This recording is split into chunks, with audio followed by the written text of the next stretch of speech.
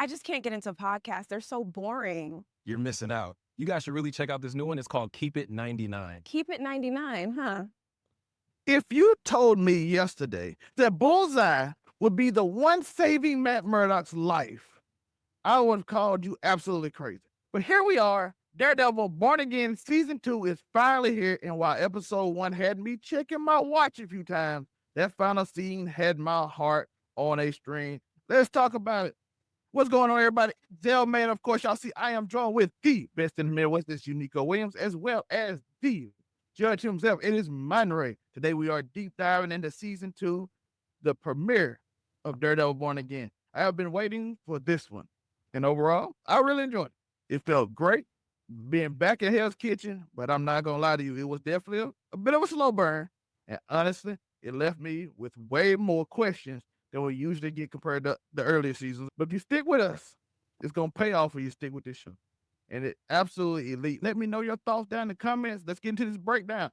Of course, I'm going to let the cast introduce themselves to you. It is Unico Williams. How y'all doing today? That's good. What's good? It's your boy Nico Williams, man. Ready to get back into some MCU stuff. Feel like we haven't really done anything with the MCU since the Spider-Man trailer. And then before that, I don't remember last time we really mentioned MCU. So it's good to get back. Yeah, Monray is here, and like I said, it's been a minute since the MCU hadn't really dropped anything of major note, like in a few months. So I guess, but this year is pretty big for them, all things considered. So they starting off with a bang, it look like. Yeah. First off, we're gonna talk about the good we really loved for me, and I'm gonna see their thoughts on it. First off, I really loved the overall vibe of the first episode. It was good to be back in Hell's Kitchen with Matt Murdock and the gang setting up and coming off last season, which I thought ended great, amazingly. So, but now I get to see the story progress because I was waiting after that ending to see how things progress. How did y'all feel being back in Hell's Kitchen? For me, this was a bold episode because typically you start off like a season premiere, like all type of crazy stuff going on. I think this was a bold episode choice. I think that this is the MCU, this is Marvel, this is Bob Iger, this is Kevin Feige saying, I believe in the product that we got. So this first episode is going to be, this is the recap for you. This is what happened in season 1, what's been going on in Netflix. Let me recap this for you and let me set the stage for what's going on in Daredevil. And I think it was bold because basically they were just like, ICE is in town for vigilantes. And Fisk really is as criminal as y'all believe him to be. So I think it was a bold episode and I enjoyed it. I was cool with the slow burn because, I feel like the first season wasn't exactly super duper memorable like that. So it was good to have like that to refresh people and also for new fans that are coming in because I think they believe that there's going to be more fans of Daredevil coming in. And I think they just wanted to use this to kind of give everybody a backstory of what led up to this point. So I think it was a bold move and it was a good one. I don't really feel like this episode was that slow. It didn't have as many action sequences, throughout the entirety of the episode. Just went a straight up bloodbath, but it wasn't really slow to me. Like they had the action in the beginning, then you had the action at the end, and you had some parts in the middle, task force, whatever we're going to call them, to basically running rampant throughout the entirety of the city.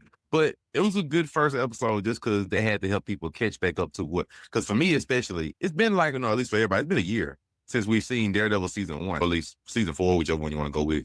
And we have to remember the state of everything. Like, it helped me to remember the people I had on my list that I want to die in this. It reminded me of the list I had, especially that psychologist. You old, you dirty for that. Like, I love it. By the way, that she sat there, saw old boy in the corner, come to sit down, and then wrote what he said wrong is a lot. I said, oh, this. Like, I was okay. Now I see you one of them. So now you can go ahead and go. I ain't got no mercy for you. You can go ahead and get your head locked off. Well, it reminded me of that. But the biggest thing I'm happy for is my boy is finally smashing Karen. It's been 4 seasons. About time he closed the deal on her. He should have been smashed to a season 1. But it took 4 seasons, but he finally got the clapper. So I'm cool with, the slow burn right there. The slow burn. What are y'all gonna do? I'm like, Lord, but I'm like, thank God. Like, either way, it just took, the whole city of New York going up in smoke on the Fisk watch. But whatever, it is what it is. So I'm cool with it. The episode wasn't really slow to me, but I really enjoyed it. It helped me to remember the pacing, get everybody the status of where everybody is right now, what's going on, how the city is, how much time has passed, which we don't really know, but it can't be no more than maybe couple months. Like, it really can't be long from where it left off at the end of season 1. So I'm cool with it. I thought it was a great episode to start off with. I had no problems with it. I didn't really have any problems with it. It just basically made me feel like we're continuing straight up where we left off. They said, to Murray's point, they said it's loading up. We'll get to it in a minute. For what worked for me, I love the cinematography. I love the acting always. The people in this show, they great acting. All of them just like hit. They so made it work. The dynamic of the cast, all that stuff. And the usage of the story they're doing. Even though I thought points was slow, but they still set up people in a way where, as Murray said, with the psychologist who he was dating before, setting up that man, they keep asking the horseman, is he the swordsman? And he kept saying no, but then she'll lie and say, oh, you see ghosts, it's crazy. And all kinds of stuff like that where they just setting up people. You see the boat at the beginning that Matt sank. So then you get the story set up. What's on the boat? We get questions now. But what's on the boat? What was so important? We had some old school characters that come back, which I love, by the way. As Fisk was in trouble with the government, and then he got that call. I'm supposed to be here. Who are you? We don't know you. He's like, Fisk? Fisk was like, oh, that Matthew Lillard appearance was amazing. yeah, he's supposed to be here. I'm pretty sure that's very important. I said, but Mr. Fisk, you good. We're fully behind you. We don't have to know nothing. Oversight? No oversight. We are good. Yeah, they got me. I'm like, okay, even the attorney general. I'm like, bro, this goes deep for this now. I'm like, you are fantastic. You know, out of all these super duper moves being made, I ended up with the question: why did they hide all them guns behind like some cheap ass cardboard? Like the way that Daredevil broke through it, like he broke through like the Kool-Aid man, except it wasn't a brick wall. It looked like something like a 10-year-old could just bust through. I did not like that. I was like, this is not secure at all. All these guns are hidden behind like basically a play backdrop. You know what I mean? It looked really cheap to me. I get it was cheaply packed and stuff because really it was supposed to be a secret boat ride. Like, wasn't nobody supposed to know that boat was even coming into port. Nobody supposed to know that stuff would get unloaded or nothing. Like, even it wasn't even that many people on the entirety of the boat. It's supposed to be okay, take this. Nobody knows anything. Nobody's supposed to know that this is appearing in port. Nobody's supposed to know that this is supposed to be taken out. Even afterwards, Matthew Lillard's character was like, hey, you know what? All right, you're gonna let your task force go unload it. We're gonna kill everybody to see it after the fact. He's like, it's like, no, I like my men. Well, he's like, okay, cool. We'll get some random people and they'll come here and they're unloaded and they'll mysteriously disappear. Basically, it's like nobody's even supposed to know this is supposed to be in existence. So them cheaply packing it ain't even crazy to me because they're like, bro, nobody's even supposed to know this is here, let alone be able to just open it and see. Like, no, you ain't supposed to be here. So let's see. Me stop thinking about the story for one moment just to think about like, how many of these extra little sets did they actually make? Because I know they didn't just film that take one time. Like, hey, we only got one time for you to bust through this thing. I wonder how they did then, how many multiples. And then what are they going to do with the extra ones that they didn't use? Like, I stopped thinking about the show because that's how cheap it was. I get like that. They can't give Daredevil on it. They're like, hey, you got the acting. We ain't finna put that much to this cardboard you busting open. We got Charlie Cox here. He gonna do the heavy lifting, and old boy to play Kingpin. They do the work. To be fair, we have to remember Daredevil doesn't have super strength. Like, we have to be fair. He doesn't have all of it. Like, he has enhanced abilities, true, but he's not. Like, he ain't grabbing a helicopter out of midair and chugging them mug into a building. He's not doing that. So, hey, if they want to go cheap with stuff, he open it up cool, because it ain't really likely Daredevil's even opening up like breaking chains and stuff. They're just not him. So, I ain't gonna be bad at it. Oh, get it cheap. Yeah, but I ain't gonna be bad at it because it's cheap. Like, whatever. But you remember that his friend, if y'all saw the episode, we don't have to go over it, but his friend was having like heart problems after getting beat up by the police officers, and he took care of business. But then you gotta remember, he even got beat up until Bullseye. And by the way, that scene, they put their money in the whole firm. So if they gonna put money into a scene, because when they just carry through people, and he like, and I had to be fair. I had to try to think about who there was. It was only gonna be, after I thought about it, I was like, it's either Frank or Bullseye. They're the only two people that's gonna do that kind of thing for him anyway. That was period. So when you saw it spin, you knew it was gonna. Why would it be Frank? By now, like the first two could have been bullets. That's why I said like it was either Frank or Bullseye. Them the only two I thought of. And then I'm like, Frank don't leave calling cards like that for him, even though he will be a dick and say you're welcome. He ain't really just leave a calling card on a knife. I'm like, that's probably bull, which is still crazy.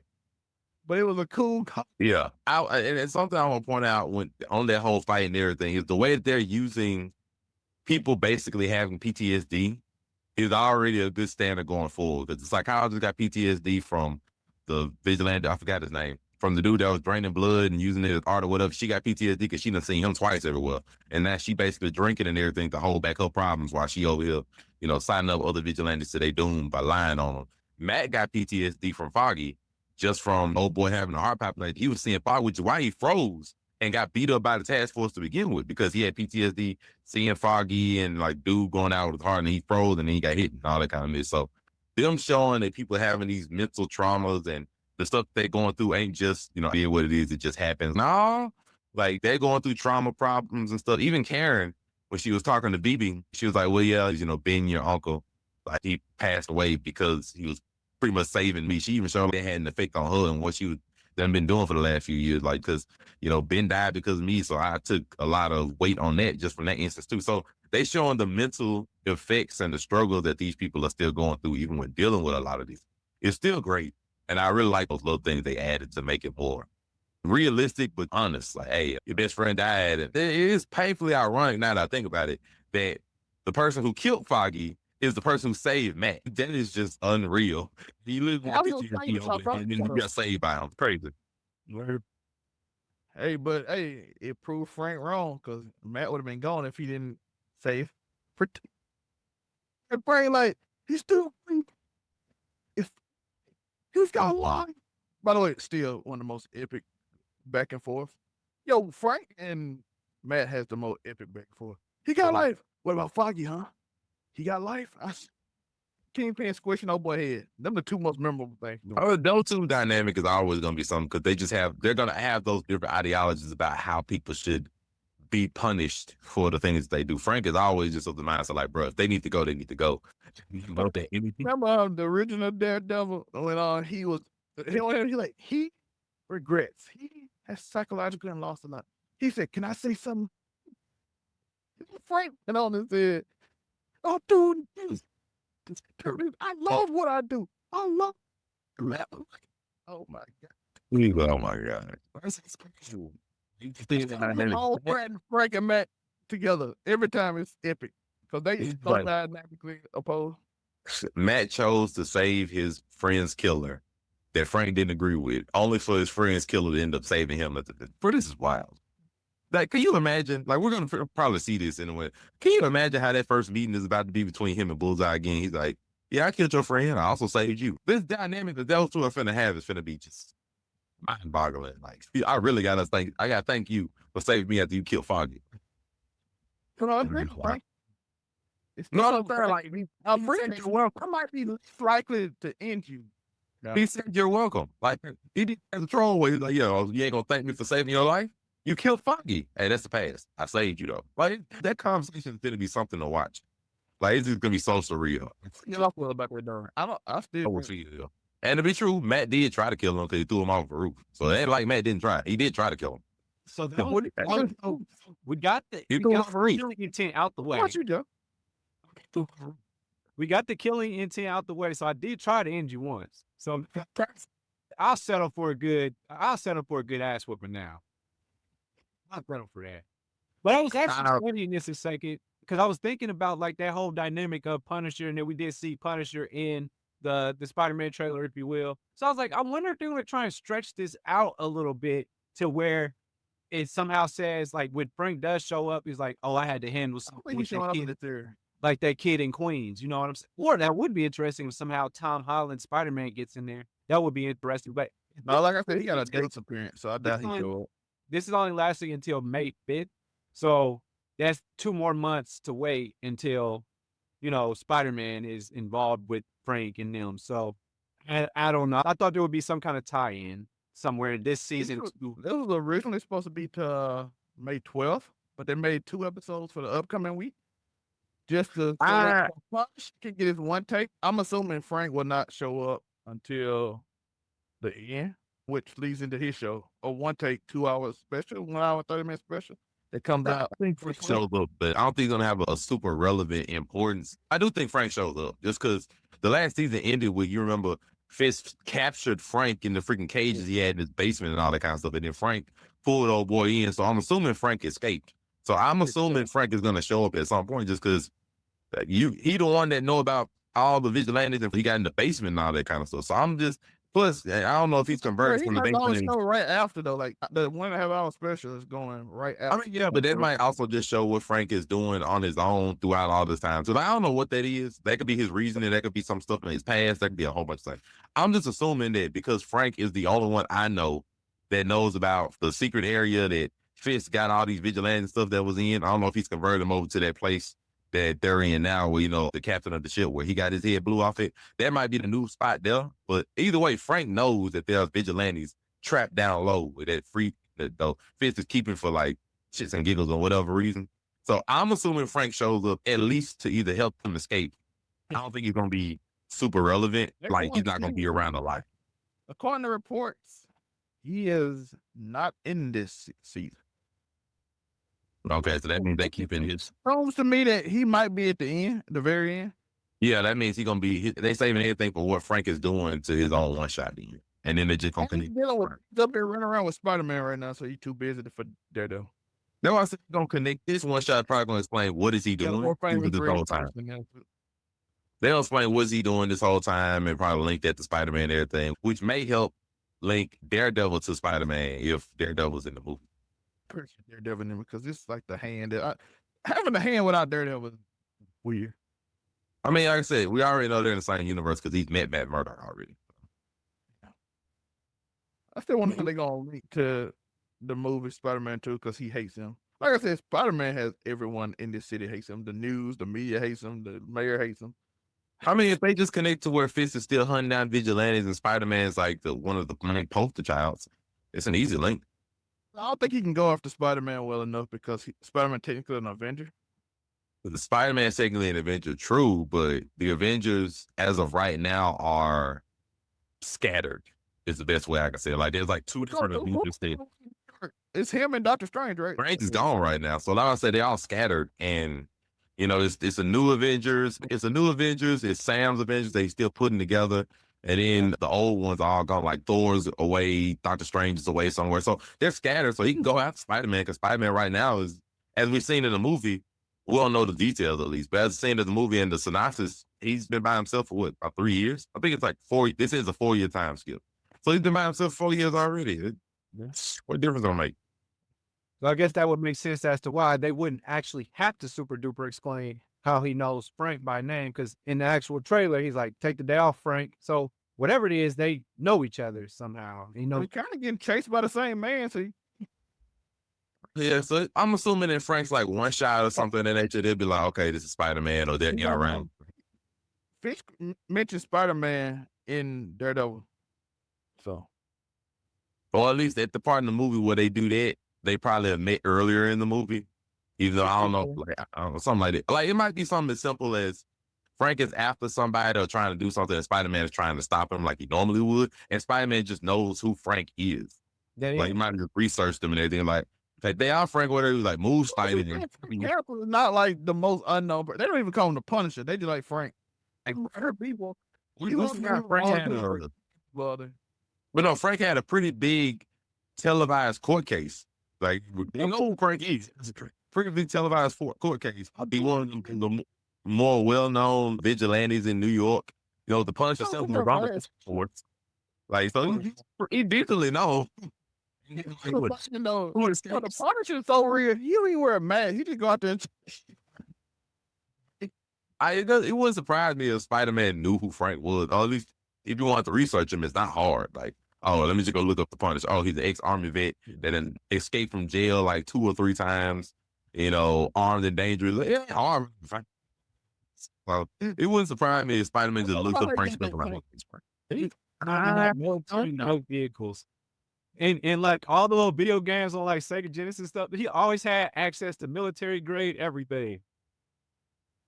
Frank a thief, boy. He's stealing everything. That's all I can say, bro. I just that man be taking some stuff. And I just What we it's deep to Frank. Well, what we can agree on is that whatever it took to find Frank, it was not a Batman level of doxing like he did to Amanda Waller. You can just Google who Frank Castle is. It wasn't that deep. Right now, like I would say, like if Frank don't want to be found, it's probably hard to find him. But to get Frank to come to you, oh, it wouldn't be hard. It's hard at all to get Frank to come to you. If you do some off the wash, okay, I gotta go get rid of. It's hard to get the Frank come to you. That probably ain't hard. Yeah. So, I mean, even with Matt, like just doing stuff around Matt, it's about a good 50% chance Frank is gonna be around anyway. He just wasn't around during this particular time because, I guess probably during the time skip stuff, even before then, Frank was escaping out of Fisk's basement on his own. So Frank's probably been on the run himself for a good minute, but hard to get Frank to come to you if he's just doing some off the wall ignorant crap. Because I'm pretty sure Frank is still in the know, even if as long as he was able to get out. I'm hoping he was able to get out of Fisk's basement because if he wasn't, he probably dead by now. But obviously he's not dead, so he probably was able to get out of that basement. Speaking of, Have any of y'all girls got y'all to watch the Netflix / old show called Found? Mm. Okay, never mind. Because it's a girl got abducted one time and by this guy, and then like eventually she captures him when she gets older, and now he lives in her basement. So it was just, Lord. but never mind. Familiar. It helps her. It helps her find cases. Helps her find people. That sounds familiar. It really do. But now it's time for theories and speculations. What do you think of what's coming up for episode 2 and 3? Oh, like you in the comments, let us know your thoughts. What do you think is coming up in episode 3? Normally just do one episode. What y'all think? All right, so 2 and 3, the things that has to happen is 1, Matt has to get his police friend. Not only do you got to get him some help, so we're gonna figure out the doctor person who's been helping, which may be that black girl that liked Matt earlier. It might be her still helping or something of that nature. But either way, you got to get the black dude some medical help or whatever case may be. So they got to call in that favor. Then you got to find him somewhere to hide because he can't go home anymore. I don't know if they are going to stay in that little spot that Karen got for him or some other spot, but they got to find somewhere for him to hide. And then Matt got to go talk to Bullseye. I wouldn't be surprised if Bullseye is the way we get like Jessica Jones and some of these other people. Bullseye is smart. He's able to stay away on his own the way he wants to. But obviously he helped Matt for a purpose. Well, I'm assuming he like, hey, I need to talk to you about something and we need to deal with Fisk in some other kind of ways. So it wouldn't surprise me if Bullseye be like, hey, I've been working with some of these other vigilantes out here, Jessica Jones being one of them or something of that nature, because they got to go ahead and get the squad ready to be able to start dealing with the task force and these other people. Even though Matt's going to be like, no, I want to do it legitimately, and plus he's going to want to try to hit Bullseye as soon as you see him. But either way, they're going to have to go and get the squad and some people together. Or it'll be like Bullseye, like, hey, how about you just use the hand to fight against the task force and stuff anyway, since they don't have a leader and you need to take control of them or something like that. Either way, Bullseye, I think, is going to be the way to connect him to darker things that he needs to do. And then Karen might be like, Matt, you're changing. I don't like you like this. I got to do what I got to do to take back control of New York. Because Fisk, now he has the attorney general. We just got to deal with him how we can. It's going to get ugly. Because, I mean, Matt already got the black suit. Well, that's for one. But you can't get rid of Fisk and the task force and everything that's taking over being clean right now. You're going to have to be dirty. And either Matt going to end up being dirty, which doesn't really fit his style, or he's going to have to work with some people that's willing to get dirty, which would be The Hand, Jessica Jones, Bullseye, that crew. So he's either going to get dirty or work with people that get dirty. So one of those two. And I'm more leaning on probably a little bit of both. Like Matt going to get dirty by working with these people that don't get dirty until he gets to the point where he can put Fisk behind bars again or something. But at this rate, because I'm still not sure who Matthew Lillard really works for. Of course, we don't know. I don't know who he really works for and how deep it goes, because Fisk actually showed a little bit of fear, like when it comes to dealing with Lillard, and because Fisk knows who he is, we don't. And so he's like, okay, whoever he's working for, it's a little bit above Fisk's pay grade, because they're like, hey, we're just usual task force people. He's like, you cool with that, right? If it's like, yeah, that's okay. You know what I'm saying? Like, so the people that Matthew Lillard works for are higher.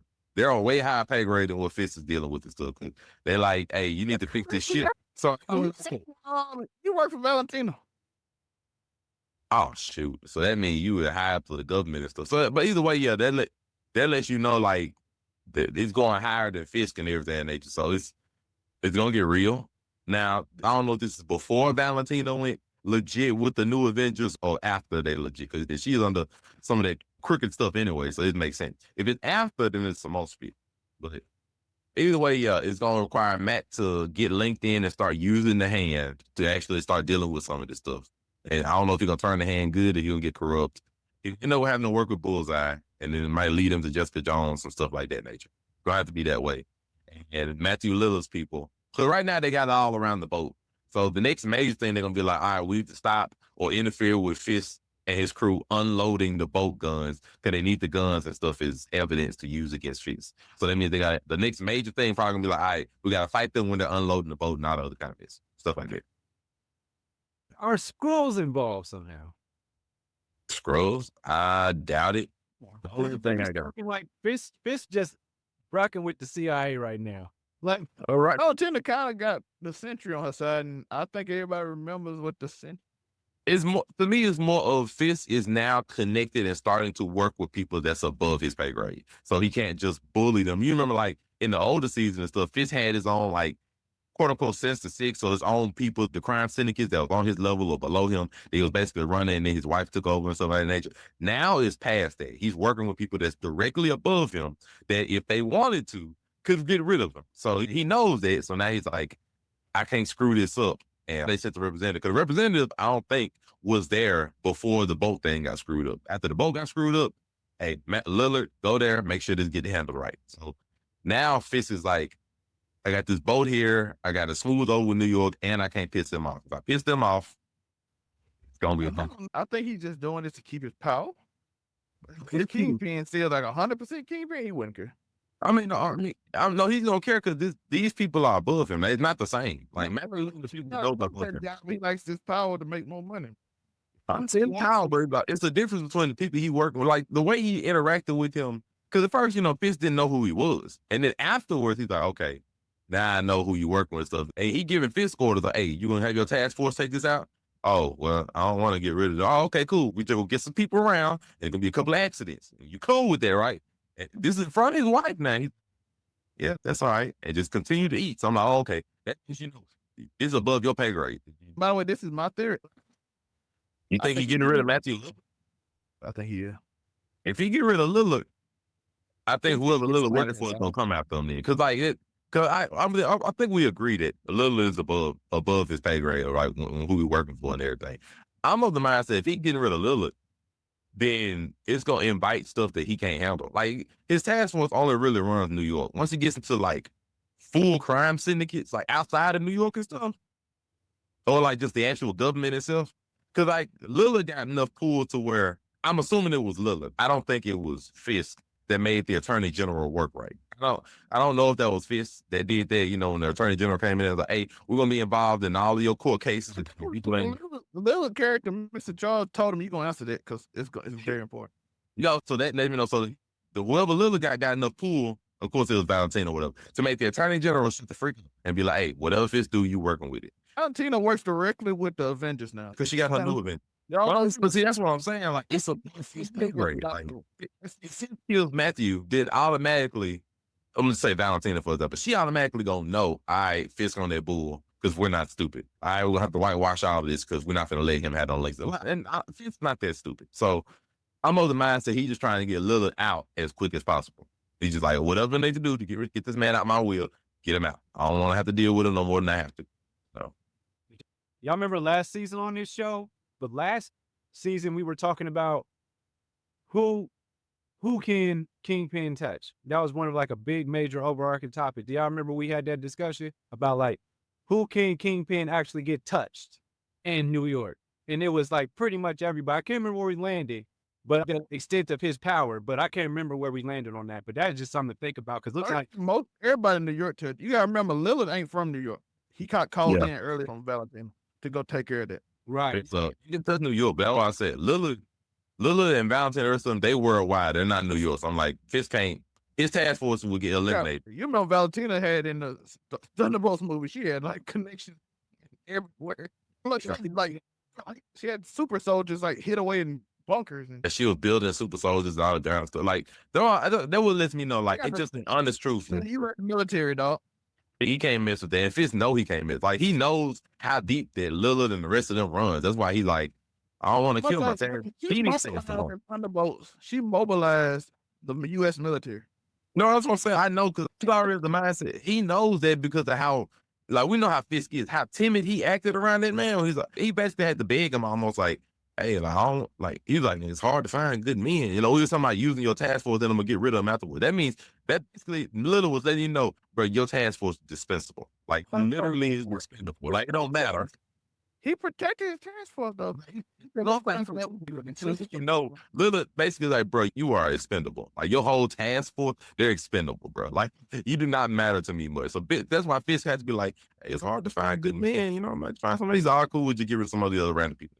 That, you know, that reach, we ain't talking New York no more, bro. Like, nah. Yeah, she could take, but you got to remember, Valentina mobilized the whole military. Just, you know, like, if you really works for Valentina, Fisk ain't finna be like, I need to kill Lillard. Because what good that gonna do? Then she's gonna make somebody even more rough coming on down there. It's like, nah, don't do it. and I'm pretty sure Fisk was around when Century was putting people in. But see, that's the thing about it. I don't know the time period that's happening right now and compared to the rest of the stuff. I don't know the time. Because that's the only thing I read doesn't matter. But either way, Fisk knows I can't really screw with Lillard and who he's working with, because if I do, all this might be gone. Because they might have a new governor tomorrow. So, nah. Fisk dealing with vigilantes, not superpowered people. Nah. Assassins from. I don't think he wants to outright try to kill somebody knowing that it's only going to get bad. And wait, Horseman doesn't have powers? As far as I know, no. He's just vigilantes were mass superpowered beings. I thought that's what they were actually saying as far as Jessica Jones and like when we say superpowered, I really think they're enhanced humans at best. Best, like some of them have like the White Tiger dude in the last season. He had like the necklace and he could do like a little bit of extra stuff, but he ain't Captain America level. And then like still got put down like flying and taking off buildings. Like Captain America was like perfect, and it worked out perfectly for him. Most vigilantes ain't even superhero people. Like the villain dude that drew people to people's blood or whatever, he was a vigilante, and all he really did was just. He was a regular dude that just drained people's blood and painted with it. Like, so a lot of these vigilantes ain't super. Yeah, super strength. What? The dude that was painted, he didn't really have super strength. He was just. He wants to be immortal in the comics, but he's supposed to make a deal with Mephisto or something. I don't know. Maybe he'll come back.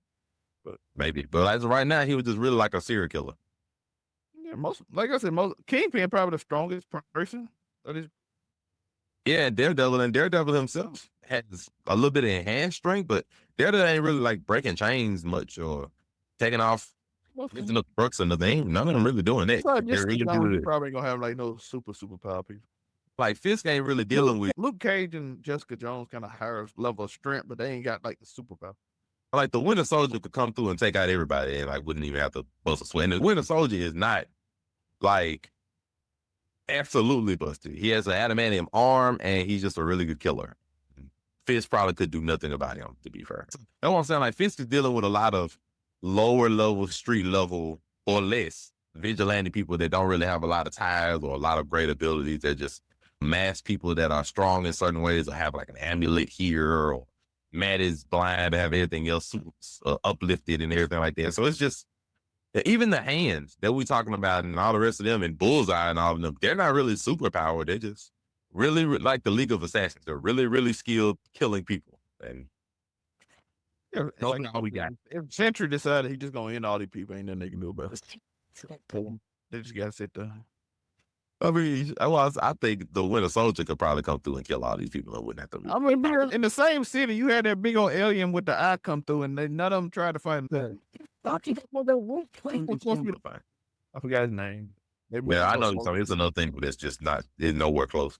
But yeah, I was like, they're not gonna do that. And that would let me know New York is big, but it's also very separated in the stuff that goes down. Like Spider-Man and Brooklyn and the rest of them is very separated from where Matt and all the rest of them are dealing with a lot of their stuff now. And in the MCU, I guess they just have it like that to where like there are certain areas that are just really, really separated. Really, really separated. And they go into Dr. Strange's house. It's like the lower side part of Manhattan, actually. Like it's actually right there. felt low-key, Brad. It was Bro, let's be honest. Kingpin is not going to Doctor Strange house. But now I guess they are finna start putting it together. You know, with Daredevil and Punisher and Tom Hardy, Spider-Man, like possibly all coming together. They are finna start putting New York together. What that means for Fisk and the rest of the hand and whoever else, I don't know. But they actually all look like they can start putting this stuff together, which is gonna be very interesting. all starts with that damn port. That port got this thing popping. Once he got the hold of that port, it was over with. Oh yeah, Matt's probably finna get to the first mate as soon as Daredevil comes because he went to the foreign lady dude over the restaurant. The first mate dude, because they killed the captain, and the first mate is the only other one that's out there now. Yeah, hopefully he might get the Matt, and we'll see from there. Could be a Don't forget Homelander to- situation. They killing. You Caught talk by about task force, they are killing them. Being caught by task force, they are killing them. They already killed the captain, and the captain didn't even want to do. He did his job. It's not even your fault. Pop. They gotta get rid of the evidence. That's the end of the episode. Let us know your thoughts in the comments. Don't forget to like and subscribe, hit that notification bell. I'm gonna let these guys tell you where to find them at, but you all know at the same time, it is always overall99media.org. Just click their picture. You can go there where you can find me. Just click our images and it will send you to the person you want to go see in their channels. But we're gonna let them tell us their channels and then we're getting out of here. Unico. What's good? I am Unico Williams. You can find me Unico Williams on YouTube, UNIQO Williams, Unico Williams on YouTube. 100%. We got this week what we got going on. We got Mario Tuesday at midnight. I will be at the midnight showing for that. Tuesday/Wednesday morning. I will be at the premiere of that This week. Super Mario Galaxy this Tuesday night. Also, right before that, be sure to tune in to our sports show, Keep It 99 Sports. There will be a very special debate. I believe that I will come out on top, but it is what it is. In regards to Kevin Durant, there's a lot going on. So just make sure I'm your number one source for sports, entertainment, comedy, news. But make sure that y'all like and subscribe. Go to overall99media.org to make sure that click on my picture if you want to see what I got to say. But don't forget, I'm on shows with these other two gentlemen. So make sure that they've been on my show before as well. So click on all the things. Wondering.